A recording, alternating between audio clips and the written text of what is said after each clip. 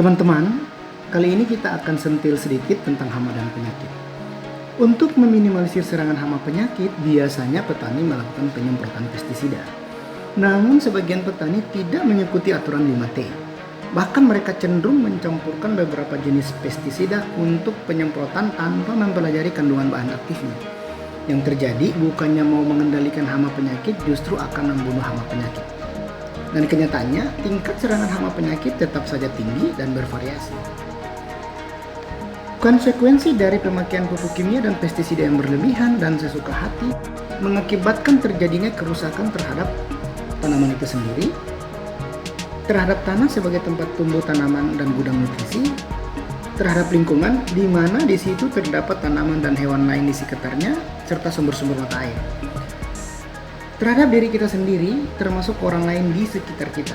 Dan lama-kelamaan tanpa kita sadari, semuanya akan rusak.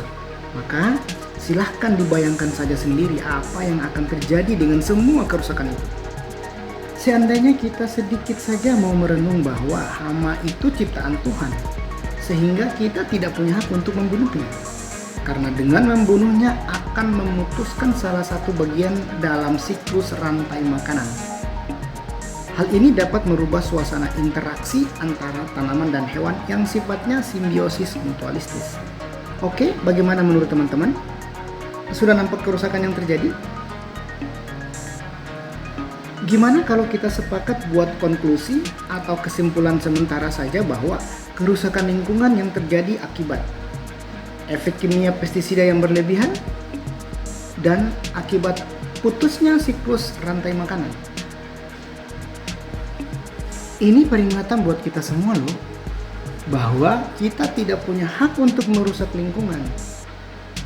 Tuhan telah menciptakan semua makhluknya dengan jenis makanannya masing-masing. Demikian pula dengan serangga yang kita sebut hama. Serangga yang ada dalam kebun, ya sudah jelas makanannya berupa daun-daun, ranting, atau cabang termasuk buah kakao itu sendiri. Jadi, hama itu akan terus ada dalam kebun dan tidak akan pergi jauh. Hama memiliki insting dan punya pola adaptasi. Mereka akan terus mencari makanannya untuk kehidupan mereka. Dalam situasi apapun, mereka akan beradaptasi sehingga mereka bisa mendapatkan makanannya. Seberapa kuat dan seberapa sanggup kita hendak membunuh mereka, mereka akan tetap ada. Uang mereka diciptakan dari Yang Maha Kuasa dan diciptakan untuk makan makanannya. Kenapa kita mau membunuhnya? Pada fitrahnya, semua makhluk hidup diciptakan Tuhan dengan kemampuan bertahan hidup dan berkembang biak melanjutkan keturunan. Sehingga dalam bertahan hidup, maka semua makhluk hidup akan memaksimalkan semua kemampuan sistem pertahanan dalam tubuhnya atau sistem imun. Demikian pula dengan serangga. Selain memiliki insting, mereka pun memiliki sistem pertahanan tubuh. Jadi, hama penyakit itu makin kita berusaha membunuh mereka, maka nampak bahwa makin bertambah banyak jumlah mereka. Itu habitnya mereka. Kalau nggak percaya, coba perhatikan di kebunnya. Tanpa mengurangi atau mengesampingkan berbagai penelitian para ahli, menurut pemahaman kami, ini cuma pemahaman sederhana kami saja.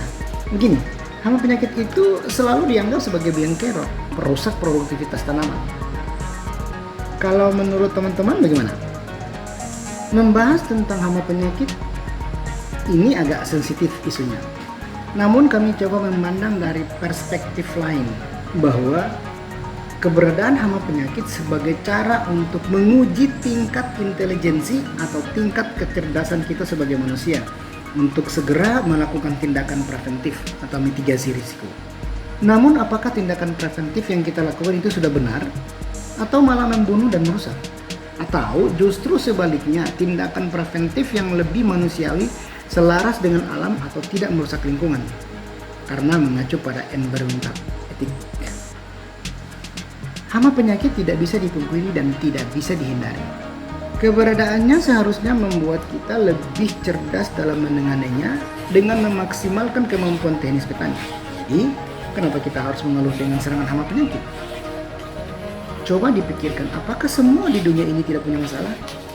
Dan salah satu masalah petani adalah serangan hama penyakit.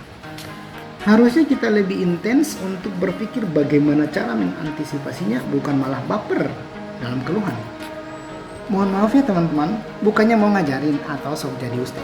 Tapi, anggap saja hama penyakit adalah cobaan bagi kita sebagai petani. Bahwa keberadaan mereka sebagai trigger untuk meningkatkan kreativitas pikir kita, melakukan perbaikan terus-menerus atau continuous improvement. Karena tidak ada sesuatu di dunia ini yang berjalan mulus tanpa ada halangan. Jadi, hama penyakit bukan untuk kita keluhkan, namun bagaimana kita mencari solusinya. Seperti dijelaskan tadi bahwa keberadaan hama penyakit sebagai cara untuk menguji tingkat intelektualitas kita seiring perkembangan dan perubahan situasi dalam kebun dan lingkungan sekitar. Karena makin tinggi tingkat peradaban manusia, makin tinggi pula problem yang dihadapi. Dan semakin tinggi tingkat kecerdasan manusia untuk mengantisipasi serangan hama penyakit, membuat hama penyakit menjadi resisten. Dan secara alamiah, mereka akan melakukan pola adaptasi untuk menyesuaikan diri dengan keadaan. Ini realita. Dan keadaan ini akan berlangsung sepanjang masa. Dalam situasi kritis, serangga dengan instingnya dan daya pertahanan tubuh atau sistem imunnya akan berusaha dan mampu beradaptasi menyesuaikan diri dan mengantisipasi kondisi lingkungan tempat mereka hidup, termasuk saat petani melakukan penyemprotan pestisida. Mungkin saja mereka sudah resisten atau kebal karena keseringan terpapar racun pestisida, atau mungkin mereka mengalami hibernasi atau pingsan. Atau mungkin mereka bersembunyi di balik dahan-dahan pohon.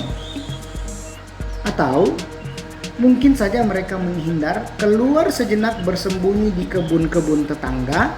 Kemudian setelah efek racun dan penyemprotan sudah hilang, mereka akan beramai-ramai masuk kembali dalam kebun kita dan sesuatu pun akan terjadi.